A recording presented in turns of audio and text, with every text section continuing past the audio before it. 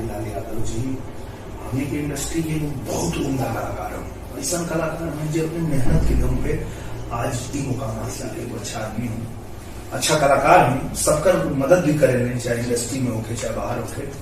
तो अगर केहू के कोनो नाराजगी होबो करी तो दूर हो जाएगी। यहाँ नाराजगी ज्यादा टाइम केहू के रहेगा ना, और वहाँ कुछ ऑर्गेनाइजर लोग के और ऑडियंस के बीच में कुछ गलतफहमी की वजह से कुछ टूट शूटिंग करते हैं। नाइट शूट चलता है, रात के 2 बजे हम फोन लग चला था।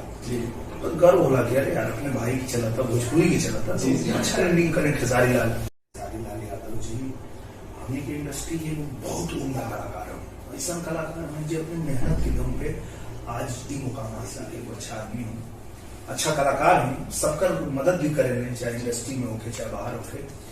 तो अगर केहू के कोनो नाराजगी होबो करी तो दूर हो जाएगी। यहाँ नाराजगी ज्यादा टाइम केहू के रहेगा ना, और वहाँ कुछ ऑर्गेनाइजर लोग के और ऑडियंस के बीच में कुछ गलतफहमी की वजह से कुछ टूट शूटिंग करते हैं। नाइट शूट चलता है, रात के 2 बजे हम फोन लग चला था।